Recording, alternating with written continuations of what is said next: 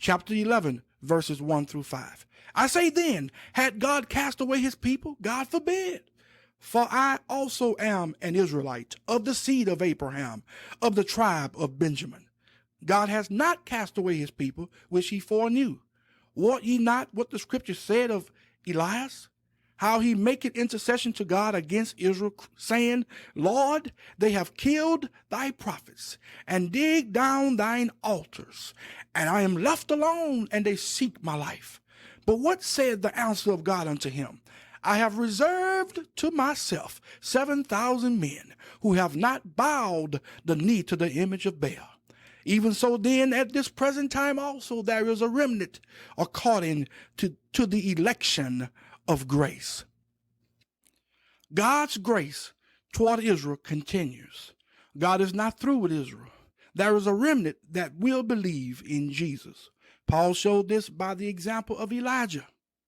Elijah thought he was the only one left among Israel that had stayed true to God.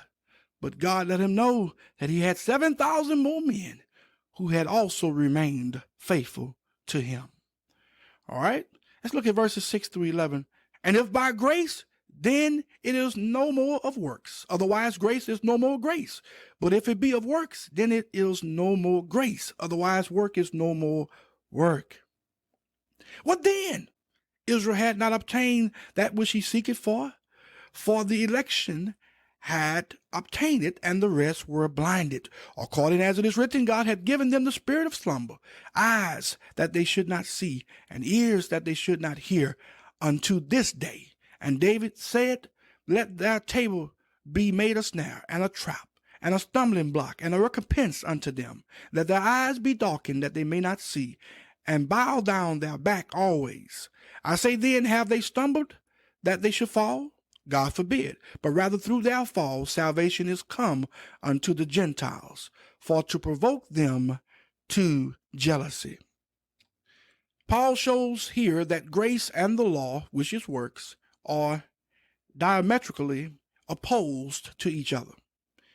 Israel had not obtained that which he seeketh for, but the election had obtained it, and the rest were blinded.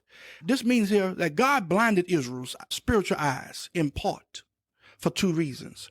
Number one, to allow a remnant of the Gentiles to be saved, and number two, to provoke Israel to jealousy. Now, someone may say, I just don't understand why God would do this. Well, guess what? Our thoughts are not his thoughts. God is sovereign. Always remember that God is sovereign and he does whatever he will to do. I'm certainly not complaining. I'm glad he made room for us, the Gentiles. Hallelujah to the Lamb of God, because had he not, none of us would be saved today. All right, verses 12 through 21. My God, my God. Now, if the fall of them be the riches of the world, and the diminishing of them the riches of the Gentiles, how much more their fullness? For I speak to you Gentiles, inasmuch as I am the apostle of the Gentiles, I magnify mine office. If by any means I may provoke to immolation them which are my flesh, and might save some of them. For if the casting away of them be the reconciling of the world, what shall the receiving of them be, but life from the dead? For if the first fruit be holy, the lump is also holy. And if the root be holy, so are the branches. And if some of the branches be broken off, and thou being a wild olive tree, wert grafted in among them, and with them partakes of the root and fatness of the olive tree, boast not against the branches. But if thou boast, thou bearest not the root, but the root thee. Thou wilt say then, the branches were broken off that I might be grafted in. Well, because of unbelief they were broken off, and thou standest by faith. Be not high-minded, but fear. For if God spare not the natural branches, take heed lest he also spare not thee. Now, Paul now speaks to the Gentiles. He says that he is an apostle to the Gentiles. It was a privilege to preach the gospel to them. He enjoyed doing it for two reasons. First, he loved seeing the Gentiles get saved. Secondly, he hoped that it would provoke the unbelieving Jews to believe. Then he tells us that we are never to allow pride to enter into our hearts, despising the unbelieving Jews. Instead, we ought to be grateful to God for allowing us, the Gentiles, to become a part of his family. And just like God didn't spare the unbelieving Jews, he will not spare the unbelieving Gentiles. Verses 22 and 23. Behold therefore the goodness and the severity of God on them which fell severity.